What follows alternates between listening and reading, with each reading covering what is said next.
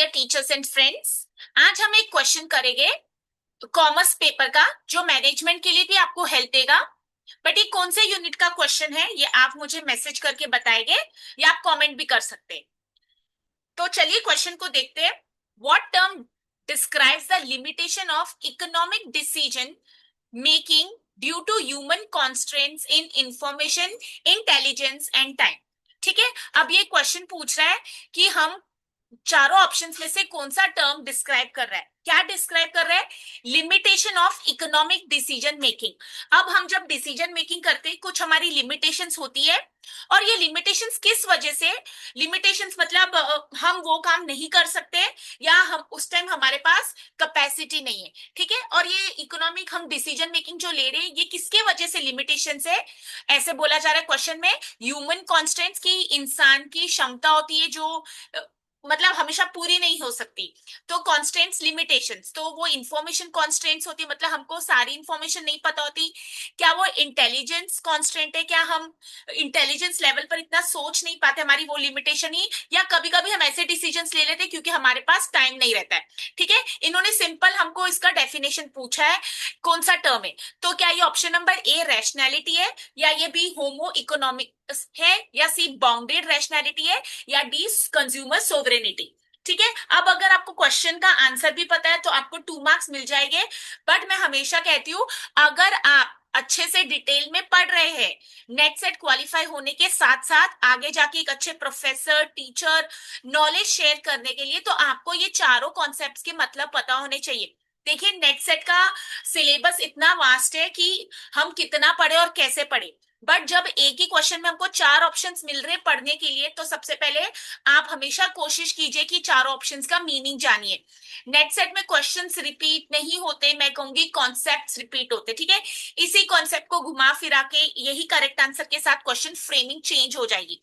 तो सबसे पहले हम रैशनैलिटी का मतलब समझ लेते हैं। अब देखिए, रैशनैलिटी जैसे हम इकोनॉमिक्स में 12th से पढ़ते आ रहे हैं कि इंसान रैशनल डिसीजंस लेता है। ठीक है, कंज्यूमर्स रैशनल होते हैं। तो रैशनल का मतलब क्या होता है कि हम जब इंसान, अगर मैं ह्यूमंस की बात करूं, वी टेक और make decisions based on some logic, some reason और self interest, because we want to achieve some outcome. Okay, और वो आउटकम्स हमेशा हमारे लिए बेस्ट होते हैं। तो एक रैशनल इंसान हमेशा लॉजिकली सोचना चाहिए, विथ रीजनिंग, और हमेशा हम अपना इंटरेस्ट देखते हैं। ठीक है, ह्यूमन नेचर है, सेल्फिश होते हैं। ठीक है, तो यहाँ पर रैशनल बिहेवियर कैसा होता है? आपको एक गोल को पाना चाहते हैं, जैसे आपको अचीवमेंट करनी है, या आपको प्रॉफिट बढ़ाना है, या सेटिस्फेक्शन बढ़ानी है, फिर हम वैसी चॉइसेस बनाते हैं।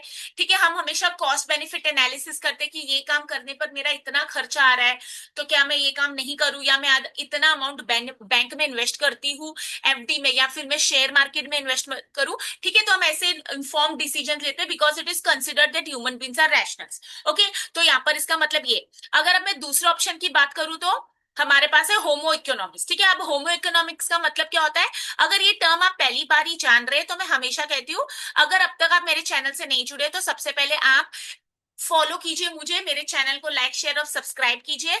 मैं हमेशा बोलती हूँ, नोट्स बनाइए, आपकी बुक, डायरी और सिलेबस लेके बैठिए। तो जैसे मैं हमेशा बोलती हूँ कि अगर आप फर्स्ट टाइम प्रिपेयर करो या आपको समझ नहीं आ रहा आप कहाँ पर लैग करो, तो सबसे पहले जब क्वेश्चन आता है उसको एनालाइज करो, that this is from which unit, commerce unit number कौन सा है, और ये कॉन्सेप्ट अगर मैंने यूजी पीजी में कभी पढ़ा था तो कहाँ पढ़ा था, तो ये हमको ये भी पता लग जाता है। और अगर आपने काफी गैप के बाद नेट दे रहे हो तो यूजी पीजी में कभी नहीं पढ़ा, या पॉसिबिलिटी है जैसे मैं कॉमर्स मैनेजमेंट से हूँ तो मैंने अकाउंटेंसी या कुछ सब्जेक्ट्स कभी नहीं पढ़े, तो वो हमें फिर फाइंड आउट करना और उस हिसाब से अपनी प्रिपरेशन को स्ट्रॉन्ग करना है। ठीक है, अब ये होमो इकोनॉमिक्स क्या कॉन्सेप्ट है?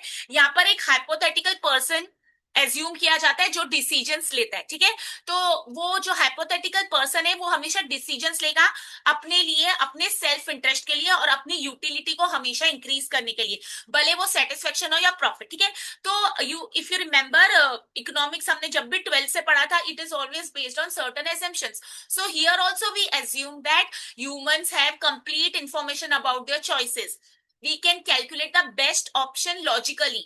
and we act consistently because we want to get the maximum benefit for ourselves, and we are not influenced by emotions, maybe some cognitive biases, perceptions or social values. But we all know these are just assumptions. हर बार हम change हो जाते हैं, ठीक है। हम कभी भी decision लेते तो ऐसा नहीं होता कि मुझे सारे कॉस्ट बेनिफिट एनालिसिस पता होंगे। मैं कभी भी कोई डिसीजन ले रही हूँ, ऐसा नहीं होता कि उसमें इमोशंस नहीं आए, ठीक है। सिंपल डिसीजन, आज हम ट्रेन से ट्रेवल करें या ऑटो रिक्शा में जाए, तो ये भी डिसीजन हम रोज लेते हैं, ठीक है। तो बेसिकली होम्यो इकोनॉमिक्स क्या कॉन्सेप्ट है जो बताता है कि पीपल, रियल पीपल, मतलब हम रियल जब होते हैं, ह्यूमंस होते हैं, तो हमारे इरेशनल आ जाते हैं। बट ये कॉन्सेप्ट ऐसे बता रहा है कि यहाँ पर ऐसा नहीं होता है, सब लोग परफेक्ट है, सबके पास पूरी इंफॉर्मेशन है। ओके, तो अगर मैं इसको सम अप करूं तो मैं बोलूंगी homeo economics it is a useful theoretical tool, but it does not reveal the actual human behaviour. Okay, इसको बहुत सिंप्लीफाई किया जाए, क्योंकि जब हम बात करें रियल पीपल, जैसे हम इंसान कभी भी रैशनल होकर डिसीजन नहीं ले पाते। सिंपल देख लो, सपोज बारिश का मौसम है और आपको डॉक्टर ने मना किया ऑयली नहीं खाना, बट फिर भी आप पकोड़े तलते खाते हो, बिकॉज ये इम्पल्स बिहेवियर हो जाता है, ठीक है। और कुछ कुछ चीजें हम कभी भी रैशनली नहीं सोच पाते, इमोशंस आ जाते, तो this is also criticise. Okay, तो homo economics always choose whatever is best for them, और वो हमेशा रैशनल होके सोचते हैं और अपने सेल्फ इंटरेस्ट के लिए सोचते हैं। ओके, तो ये कॉन्सेप्ट था। अगर आपने ये पहली बार कॉन्सेप्ट सुना है तो आप मेरी वीडियो को पॉज कर सकते हैं और आप वो एक्सप्लेनेशन को नोट डाउन कर सकते हैं, ठीक है। नेक्स्ट हमारे पास कॉन्सेप्ट क्या है, ऐसे चारों ऑप्शंस को एनालाइज कीजिए फिर आंसर बनाइए। Bounded rationality. अब बाउंडेड रैशनैलिटी क्या कॉन्सेप्ट है? अब देखिए नाम से ही समझ आ रहा है, कुछ बाउंड है या फिर रैशनैलिटी है, तो दो वर्ड्स को कंबाइन किया हुआ है। ओके, तो ये हमें समझना चाहिए। अब ये क्या होता है, एक ऐसा कॉन्सेप्ट है इकोनॉमिक्स में और डिसीजन मेकिंग में, हम थियोरीज जब बनाते हैं डिसीजन की, that recognizes that humans are not fully rational, ठीक है। ह्यूमंस फुली रैशनल नहीं है while taking or making decisions, because we all have limitations in knowledge, we all have limitations of time, we all have limited cognitive ability. Okay, and this concept was introduced by Herbert Simon, Herbert Herbert Simon, ठीक है। ये Nobel prize winning economist थे। और यहाँ पर है ना बहुत सारी चीजें हम एज्यूम करते हैं कि जैसे अभी मैंने ऊपर वाले कॉन्सेप्ट में बताया होमो इकोनॉमिक्स में, बट यहाँ पर क्या है कि हम एज्यूम करते हैं, इसके फीचर्स ही क्या है कि लिमिटेड इंफॉर्मेशन है, लोगों के पास हमेशा पूरी इंफॉर्मेशन नहीं होती डिसीजन लेने के लिए। हम सबकी कॉग्निटिव लिमिटेशन है, ह्यूमन ब्रेन्स की खुद लिमिटेशन है, ठीक है। आप एडवांस कैलकुलेशन या फिर processing complexity is very difficult.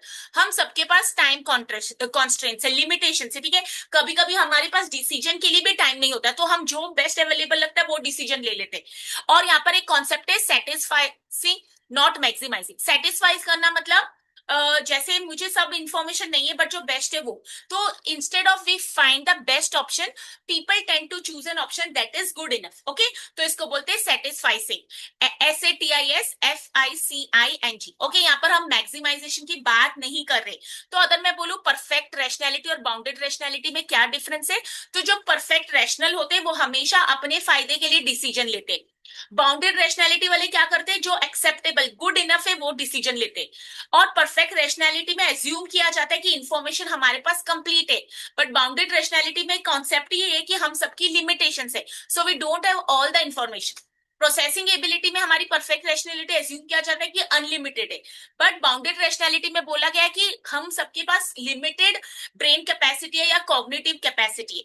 Okay, तो ये सारी चीजें आप याद रखो। अब एग्जांपल में दूं, अदर आप स्मार्टफोन लेने जा रहे हो, ठीक है, तो आपको लगता है कि आपको 500 डिवाइसेस अवेलेबल है, 500 ब्रांड्स अवेलेबल है, तो आपको सबकी नॉलेज है नहीं है।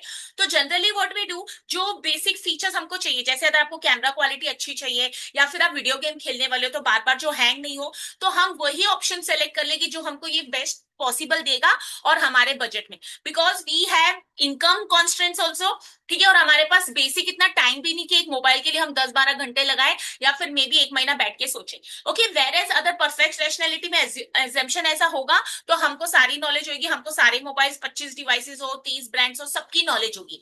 ओके, और ये कॉन्सेप्ट क्यों मैटर करता है रियल वर्ल्ड डिसीजन मेकिंग में, क्योंकि हम लोग जब भी जजमेंट लेते हैं एरर्स हो सकते हैं, आप कौन से भी लेवल हो, आप एकदम टॉप लेवल पर हो तो भी गारंटी नहीं कि जो मैंने डिसीजन लिया वो सही हो। ओके, मार्केट्स कभी भी प्रेडिक्टेबल नहीं होती है, और जैसे एल्गोरिथम्स की ये सब बात करूं तो bounded rationality accepts that humans strive to make good decisions but we all have some limitations, we operate within practical limitations, okay. और हम एकदम रियल लाइफ कैलकुलेटर नहीं बन सकते, but we try to navigate from all this, okay. तो यहाँ पर ये कॉन्सेप्ट है। और लास्ट ये कंज्यूमर सोवरेनिटी। अब कंज्यूमर सोवरेनिटी का क्या कॉन्सेप्ट है, अगर आपने मार्केटिंग या इकोनॉमिक्स में कभी पढ़ा हो तो। अब कंज्यूमर सोवरेनिटी दो वर्ड से, कंज्यूमर और सोवरेनिटी। सोवरेनिटी जैसे मैं बोलूं फ्रीडम है, तो ये इकोनॉमिक का ऐसा कॉन्सेप्ट है जो बोलता है कि कंज्यूमर्स जो होते हैं वो कुछ हद तक प्रोड्यूसर्स या मैन्युफैक्चरर्स को कंट्रोल कर सकते हैं कि मार्केट में क्या अवेलेबल है। अब सपोज डीवीडीज अगर आउट ऑफ फैशन है, तो सारे लोग डीवीडीज की डिमांड ही नहीं करेंगे, तो ऑटोमेटिकली वो डिसीजन मार्केट में चेंज हो जाएगा। तो यहाँ पर की पॉइंट्स क्या है कि कस्टमर किंग है। अगर कस्टमर वो चीज डिमांड नहीं करता, वो मार्केट से आउट हो जाएगा product. Producers respond to consumer preference, ठीक है, क्योंकि उनका सेलिंग जो होता है वो कस्टमर के ऊपर है। और एज्यूम किया जाता है कि मार्केट कॉम्पिटिटिव है और कस्टमर्स को फ्रीडम ऑफ चॉइस है, ओके। तो जैसे मैंने आपको बताया था, डीवीडी आउट ऑफ फैशन है, कोई खरीद रहा नहीं है, तो प्रोड्यूसर्स वो क्यों बनाएंगे। एंड कंज्यूमर्स यहाँ पर रैशनल है, इन्फॉर्म्ड, उनको डिसीजंस लेने आते हैं, और वो हमेशा अपना फायदा देखेंगे। कोई यहाँ पर ज्यादा गवर्नमेंट की इंटरफेरेंस ऐसे नहीं है, ठीक है। अब क्या होता है रियलिटी में, कस्टमर डिसाइड कर रहा है कि एडवर्टाइजिंग कस्टमर्स को मैनिपुलेट कर रही है, ब्रांडिंग मैनिपुलेट कर रही है, या फिर कस्टमर के पास ऑप्शन ही नहीं, मोनोपोली। अब जैसे आप इंडियन रेलवे स्टेशन पर जाओगे तो नीर वाटर ही अवेलेबल है, अगर आपको बिस्लरी भी पीना है तो नीर, तो वहां पर आपको ऑप्शन नहीं मिल सकता, ओके। अब कुछ हार्मफुल प्रोडक्ट्स जैसे सिगरेट, लिकर, ये सब मिलते हैं क्योंकि उसकी डिमांड है, भले वो हेल्थ के लिए अच्छे नहीं है।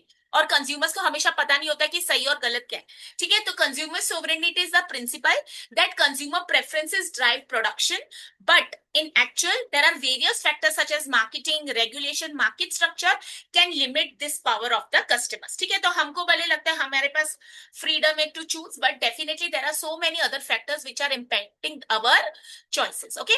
तो अब देखिए यहाँ पर करेक्ट मीनिंग, यहाँ पर करेक्ट आंसर बनता है बाउंडेड रैशनैलिटी, क्योंकि डेफिनेशन ही बाउंडेड रैशनैलिटी के, क्योंकि हम कंसिडर करते हैं जो मॉडल मैंने आपको बताया कि ह्यूमन बींग्स के पास हर चीज के लिए कॉन्स्टेंट से, टाइम होने दो, इन्फॉर्मेशन हो या इंटेलिजेंस हो। तो मैंने आपको रैशनैलिटी का मतलब बताया, होमो इकोनॉमिक्स का मतलब बताया, बाउंडेड रैशनैलिटी और कंज्यूमर सोवरेनिटी। आप जब भी पढ़ते हो एग्जांपल्स के साथ पढ़िए, आप क्लास में जब भी जाते हो एग्जांपल्स के साथ जाइए, एग्जाम्पल से रिटेंशन बहुत इजी होती है, ठीक है। तो यहाँ पर करेक्ट आंसर आपका बनता है ऑप्शन नंबर सी। अगर आपको मेरी वीडियोस और कंटेंट पसंद आ रहा है तो आप लाइक, शेयर और सब्सक्राइब कर सकते हैं। अपने स्टूडेंट्स के साथ भी मेरा चैनल शेयर कर सकते हैं। मेरे पास वीडियोस है पेपर वन की और पेपर टू कॉमर्स, और अगर आप मैनेजमेंट से तो आपको कॉमर्स की कुछ कॉन्सेप्ट वहां पर भी हेल्प होंगे। और मेरी एक प्लेलिस्ट भी है, आउट रिसर्च सीखे, जो मैंने पूरा उसमें सब रिसर्च एप्टीट्यूड की भी videos, right from PhD entrance test to बहुत सारी चीजें जो आपको थ्रू आउट पीएचडी काम आने वाली है, from your proposal to the final viva, ठीक है। तो अगर आप को कोई चाहिए कॉन्सेप्ट, आप मुझे बोल सकते हैं, मैं स्टडी करके आपको सपोर्ट कर सकती हूँ। और अगर आपको कुछ और भी मेरे से हेल्प चाहिए तो you can always approach me. मैं कॉलेजेस के लिए सेशंस भी डिलीवर करती हूँ पीएचडी रिलेटेड और नेट सेट के लिए, तो अगर आपको लगता है आप मुझे अपने कॉलेज में इनवाइट कर सकते हैं तो you can get in touch with me, ठीक है। पढ़ते रहिए, सेट का रिजल्ट कभी भी आ सकता है। और नेट अगर आपका इस बार क्वालिफाई नहीं हुआ था, या अगर आपका सेट इस बार सिर्फ क्वालिफाई हो जाता है, तो नेट के लिए दिसंबर अटेम्प्ट है। हम ऑलरेडी मिड ऑफ अगस्त में, तो हमारे पास सितंबर, अक्टूबर, नवंबर में बोलूंगी 3 मंथ्स का टाइम है, तो आप पढ़ते रहिए, ठीक है।